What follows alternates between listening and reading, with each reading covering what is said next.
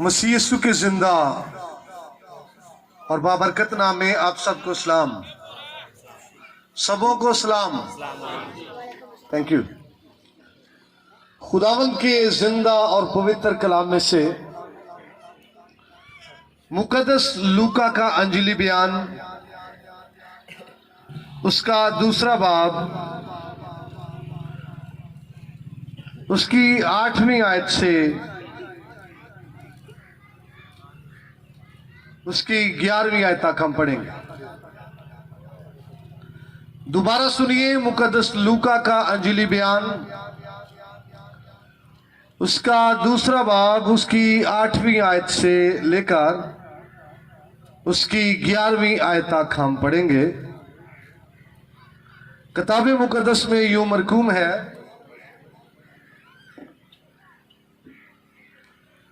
उसी इलाके में चरवाहे थे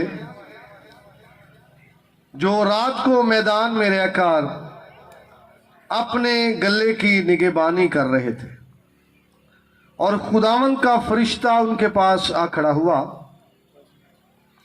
खुदावंद का जलाल उनके चौगिर्द चमका और वो नहायत डर गए, मगर फरिश्ते ने उनसे कहा, डरो मत, क्योंकि देखो मैं तुम्हें बड़ी खुशी की बिशारत देता हूं जो सारी उम्मत के वास्ते होगी, कि आज दाऊद के शहर में तुम्हारे लिए एक मुनज्जी पैदा हुआ है, यानी मसीह खुदावंद। खुदावंद के पाक कलाम के सबसे आज हमें बड़ी बरकत मिले, आमीन। ये जो पैसेज है 8वीं आयत से शुरू होता है, और आज की जो मरकजी आयत है जिस पर हम बात करने वाले हैं,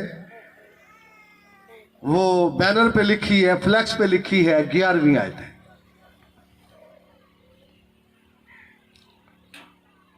हमारा खुदा बाशऊर और फहीम खुदा है, साहिब हिकमत है। और मैं आपको बताना चाहता हूं, बनी आदम की जरूरियात को मद्देनजर रखते हुए वही कुछ देता है, वही कुछ बख्शता है जिसकी बनी आदम को जरूरत हो, आमीन। और मैं समझता हूं ये खुदा की बहुत बड़ी खूबी है और खुदा का रहम है। काना गलील की शादी में उनको क्या चाहिए थी? मैं, और क्या दी? बोलिए शाबाश, मैं। बियाबान के अंदर बनी इसराइल को क्या चाहिए था? रोटी, और क्या बख्शी है? रोटी। गोश्त मांगा तो क्या दिया? उम्दा गोश्त। अब्राहम जब अपने बेटे को उसने बांधा, लकड़ियों पर रखा ज़बह करने के लिए, तो वहां किस चीज की जरूरत थी? मेंढे की। और क्या मुहैया किया? मेंढा। और मैं आपको बताना चाहता हूं,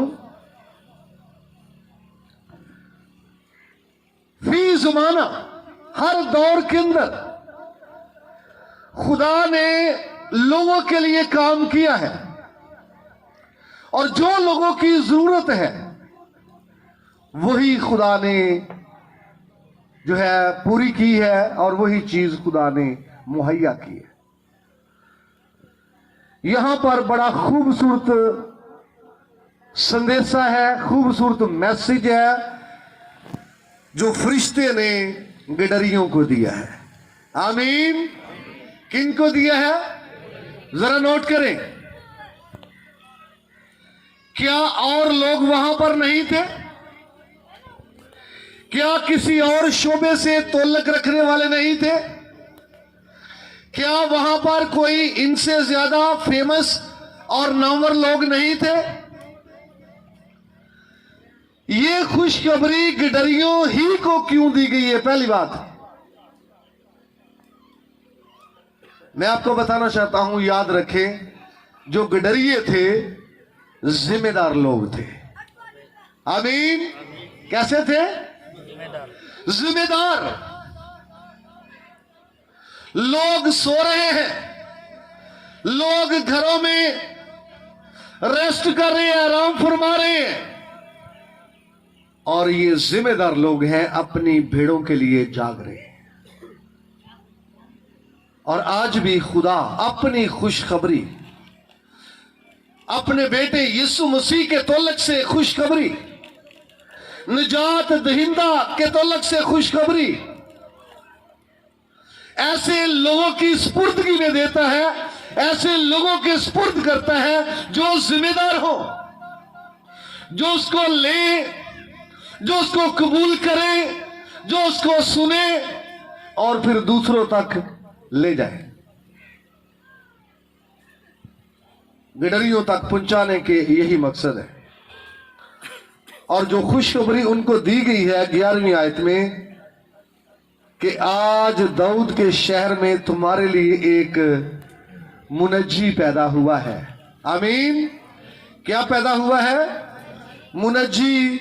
आगे लिखा है यानी मसीह खुदावंद। ये 3 अल्फाज हैं जो काबिल गौर हैं और जिनका यहां पर तज़किरा किया गया है। लफ्ज मुनज्जी है और मसीह है और खुदावंद है। यहां पर जो लफ्ज मुनज्जी इस्तेमाल हुआ है इसके मानी है निजात दहिंदा, निजात देने वाला। अहद अतीक में भी ज़बूर 106 में ये आया है, निजात दहिंदा, छुड़ाने वाला, रहाई देने वाला। और मैं आपको बताना चाहता हूं यीशु मसीह ने मुनादी करते वक्त ये बात की थी कि तबीब की किन को जरूरत है? याद करें, शाबाश। बीमारों को, तंदुरुस्तों को नहीं, बीमारों को जरूरत है तबीब की।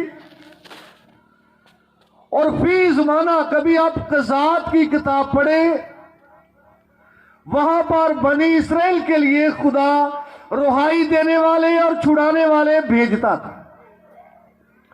जब वो गुलामी में चले जाते और खुदा किसको भेजता था? छुड़ाने वाले को, रहाई देने वाले को। खुदा काजियों को बर्पा करता था और वो उनको छुड़ाते थे और वो फिर गुनाह में चले जाते, गुनाह करते, खुदा से दूर चले जाते और दोबारा फिर किसी और की गुलामी में वो चले जाते। फिर रोते और फरियाद करते और खुदा किसको भेजता था? छुड़ाने वाले। आपको याद होगा जब मिस्र के अंदर बनी इसराइल थे और आप खरूज की किताब उसको पढ़े, आपको पता चलेगा कि ये लोग, इनकी जिंदगी बड़ी तलख थी। मिस्रियों की मुशक्कत की वजह से तलख जिंदगी इनकी कर दी गई थी और ये रोते थे और ये चलाते थे और ये आहो नाला करते थे, चीखो पुकार थी। और उनको जरूरत थी किसकी? शाबाश, छुड़ाने वाले की, निजात दहिंदा की, मुनज्जी की। और खुदा ने कहा मैं उतरा हूं ताकि उनको मिस्र से निकाल लाऊं, छुड़ाने वाले को भेजूं। और हम जानते हैं खुदा ने मूसा को भेजा और उनको गुलामी से वो निकाल लाया। ये गुलामी से निकलने के हवाले से एक और लफ्ज है डिलीवरेंस, निकलना, रहाई पाना, गुलामी से बाहर आना। जब तक कोई गुलामी में है, किसी जकड़ में है, जब तक कोई गुलामी में है, किसी शिकंजे में है, जब तक कोई गुलामी में है, किसी चीज के अंदर है, और वहां पर रहते हुए उसको किसकी जरूरत होती है? छुड़ाने वाले की। किसकी जरूरत होती है? छुड़ाने वाले की। कोई बदनी तौर पर गुलाम हो तो भी, और कोई रूहानी तौर पर गुलाम हो तो भी। यूहन्ना रसूल का अंजीली बयान, उसमें फरमाया गया है कि जो गुनाह करता है वो गुनाह का गुलाम है। जो गुनाह करता है वो किसका गुलाम है? क्या उसको छूटने की जरूरत है या नहीं है? उसको भी छुड़ाने की जरूरत है। लिहाजा याद करें, यहां पर जो संदेशा है, यहां पर जो मैसेज है, यहां पर जो खुशखबरी है, वो छुड़ाने वाले के हवाले से है, वो मुनज्जी के हवाले से है। कई बार यीशु मसीह ने लोगों से पूछा, फॉर एग्जाम्पल किसी अंधे से पूछा तू क्या चाहता है, याद है? तो उसने क्या कहा? किसी मफलूज से पूछा तू क्या चाहता है। एक पंजाबी की बड़ी मशहूर ज़रबुल मिसल है, हो सकता आपने सुनी हो, अन्ना की पहाड़े दो अखियां, है ना? तो जैसी लोगों की कंडीशन थी, आप सियासी हवाले से भी देखें, जब यीशु मसीह तशरीफ लाए, बनी इसराइल लोग सियासी हवाले से रोमी हुकूमत के गुलाम थे। रूहानी तौर पर तो गुनाह के गुलाम इंसान होता ही है जब गुनाह में चला जाता है। सियासी तौर पर वो रोमियों के गुलाम थे, रूहानी तौर पर वो गुनाह के गुलाम थे। अब सूरत हाल ऐसी थी, किसी छुड़ाने वाले की क्या थी? जरूरत। और मैं आपको बताना चाहता हूं, ये लोग मुंतजर थे कि हां छुड़ाने वाला आएगा। और यीशु मसीह का इंतजार लोगों को 3 सूरतों में था। किस तरह से? कि एक बहुत बड़ा बादशाह आने वाला है, और एक बहुत बड़ा नबी आने वाला है, और एक मसीह आने वाला है। ये खुदा ने वादा किया था और लोग मुंतजर थे। तो जो मुंतजर हो और उनको खबर मिल जाए कि जिसका इंतजार था वो आ गया है, तो आपका क्या ख्याल है? खुशी की इंतहा नहीं होगी? बोलिए। लोगों को इंतजार था कि छुड़ाने वाला आएगा, मसीह आएगा, मसीह खुदावंद आएगा, बादशाह आएगा। और जब ये संदेशा गडरियों को दिया गया है, जब ये मैसेज और पैगाम और ये खुशखबरी उनको दी गई है, तो ये बहुत बड़ी बशारत है। आमीन। जिसका तल्लुक जिस्म से भी है, क्योंकि खुदावंद ने लोगों को जिस्मानी जकड़ से रहाई दी, जिस्मानी जुए तोड़े, जिस्मानी बंधनों को से भी उसने रहाई दी। जैसे कोड़ियों को आजाद किया, तुसी तो मरजा ही गए जे, समझ नहीं आउंदी। जिस्मानी जुए तोड़े और फिर रूहानी जुए भी तोड़े। कहा जा तेरे गुनाह माफ हुए। भाई मफलूज को गुनाहों की माफी का ऐलान किया, और साथ ही ये भी कहा उठ, अपनी चारपाई उठा और चल फिर। अब देखो, रूहानी जुआ भी टुट गया थे, जिस्मानी भी टुट गया थे। तोड़ने वाला को मुनज्जी होए थे फिर ही, जिसने तोड़ा है ये मुनज्जी है, इसलिए ये तोड़ सका है। जुआ तोड़ा इसलिए ये मुनज्जी कहलाता है। बदनी बीमारी से भी निजात दी है और अंदरूनी बीमारी से भी निजात दी है, क्योंकि ये मुनज्जी है। और ये इंतहाई बहुत बड़ी खुशी की बात है जब वो मुनज्जी की बात करे, क्योंकि जिंदगी में हर शख्स को किसी ना किसी तरह से मुनज्जी की क्या होती है? जरूरत। भाई बीमार को किसकी जरूरत होती है? मुनज्जी की। जो गम से नढाल है, उसको किसकी जरूरत होती है? मुनज्जी की, मुनज्जी की। और यही मुनज्जी है कि वो आता है और बदियों को हटाता है। क्या करता है जी? बदियों को, और फिर क्या करना चाहता है? बरकत देना चाहता है, बदियों को हटाना चाहता है, छुड़ाना चाहता है। यीशु मसीह आया, यहूदी रोमी हुकूमत के तसल्लत के नीचे थे, उन पर रोमी हुकूमत का तसल्लत था और वो चीखो पुकार थी, चला रहे थे और इंतजार कर रहे थे कि मसीह आने वाला है और क्या करने वाला है? छुड़ाने वाला है। और मैं आपको बताना चाहता हूं, ये वादा खुदा ने किया। इसके लिए एक हवाला मैं चाहता हूं कि आप निकालें। अमाल की किताब है, उसका 13वां बाब और 23वीं आयत। मैं चाहूंगा भाई एडवन पढ़ने में मदद करेंगे बुलंद आवाज से। रसूलों के अमाल की किताब, उसका 13वां बाब, उसकी 23वीं आयत। जी एडवन भाई।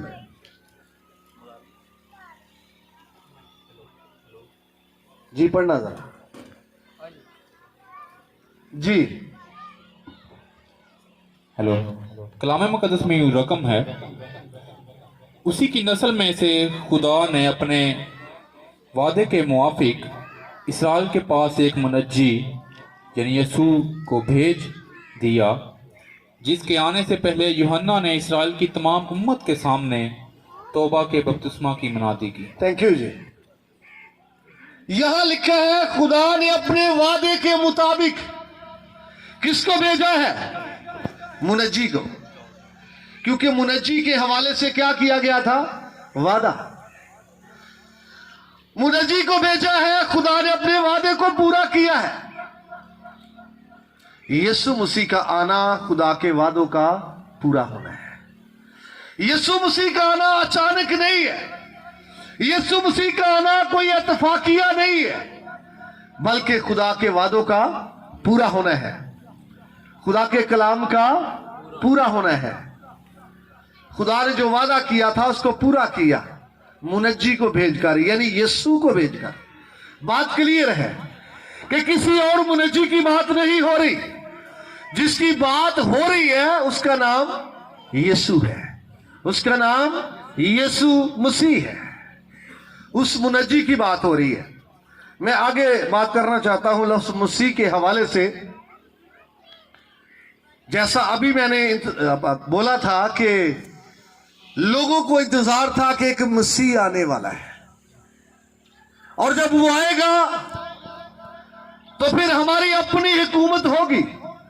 यहूदियों की यही सोच थी, क्योंकि वो ये कहते थे, उनकी ये सोच थी कि मसीह के आने से रोमी हुकूमत का तख्ता उल्टा दिया जाएगा और फिर किन की हुकूमत होगी? हमारी अपनी होगी। इस तरह वो मसीह के क्या थे? मुंतजर थे। किसके मुंतजर थे? मसीह के।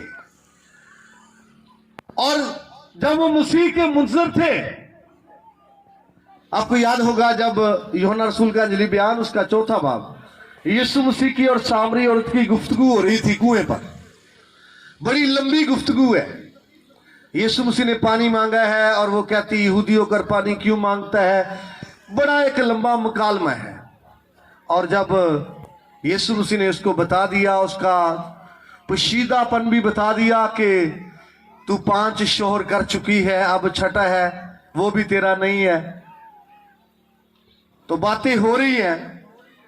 तो वो कहती है जब मसीह आएगा,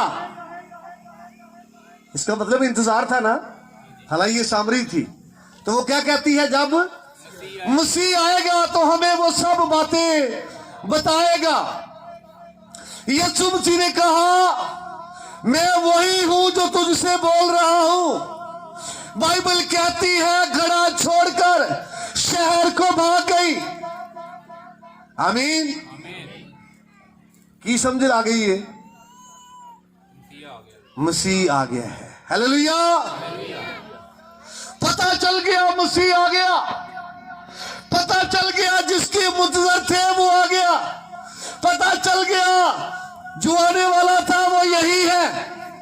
और घड़ा छोड़कर, इसका घड़ा छोड़ना यह साबित करता है कि अब इसकी खुशी की क्या नहीं रही, इंतहा नहीं रही। खुशी से क्या हो गई है, खुशी से क्या हो गई है, भर गई है। आमीन। हम क्रिसमस सेलिब्रेट कर रहे हैं, आज भी ये इबादत इसी हवाले से है। कितने लोगों का ईमान है मसीह आ गया है? हाथ खड़ा करें जी, शाबाश। सारे आ गई, थैंक यू जी। जब सामरी औरत को पता चला कि मसीह आ गया है और उसकी खुशी की इंतहा, बोलिए बोलिए, मुझे जरूरत है आप बोले, उसकी खुशी की इंतहा ना रही। ते हुण असी भी हथ चुके आए कि सानू भी पता लग गया है मसीह आ गया है, ते खुशी किथे वे? चेहरे मुरझाए ने, परेशान नहीं। वो तो भाग गई, वो तो अपने शहरों में चली गई, लोगों को जाके बता रही है, आओ मैं तुम्हारी मुलाकात एक शख्स से करवा दूं जिसने मेरे सारे काम क्या कर दिए हैं। इसको पता चल गया ये मसीह है, क्योंकि लोग मुंतजर थे मसीह के। तो यहां पर फरिश्ते ने गडरियों को बताया कि जो मसीह है वो आया है। आमीन। जो आया है दाऊद के शहर में, वो कौन है? मसीह है। मसा किया हुआ है, चुना हुआ है, अलग किया हुआ है, मसीह है। और मैं आपको बताना चाहता हूं, जिस लफ्ज का तर्जुमा हमेशा ममसू किया जाता है, तवज्जो करें, इब्रानी जुबान में जिस लफ्ज का तर्जुमा ममसू किया जाता है उसी का तर्जुमा यहां पर मसीह किया गया है। मसा शुदा, मसा किया हुआ, क्योंकि लोगों को इंतजार था मसीह का। आमीन। लोगों को इंतजार किसका था? मसीह का। और कितने लोगों का मसीह के साथ ताल्लुक है? शाबाश, थैंक यू जी। आमीन आमीन। कितने लोगों का यीशु के साथ ताल्लुक है? परेशान नहीं होना, यीशु मसीह एक ही हस्ती है, ये 2 3 4 हस्तियां नहीं। लेकिन मैं जो बात करना चाहता हूं वो अलग है। हम अपने नामों के साथ हमेशा मसीह लगाते हैं। हाँ जी, आकाश मसीह या और क्या कोई फला मसीह, ये नहीं लगाते आकाश यीशु, या मेरी बात को समझ रहे हैं? ये मैं बात करना चाहता हूं, हम सब के साथ मसीह का क्या है ताल्लुक है? यीशु मसीह एक ही हस्ती है। आमीन। तो इस तरह हम मसीह से एक रिश्ता जोड़ते हैं और एक नाता कायम करते हैं, वो मसीह है। और जब अपने साथ ये लफ्ज यूज करते हैं तो फिर हम बनते हैं मसीही। आमीन। क्या बनते हैं? मसीही।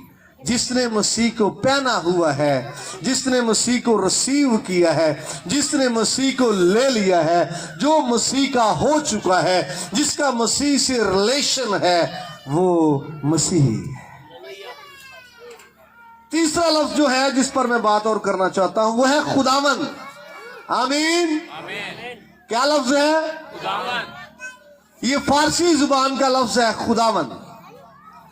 इसके लिए इब्रानी जुबान का जो लफ्ज है अदोन, उसी से अदोनाए इस्तेमाल होता है खुदावन के लिए।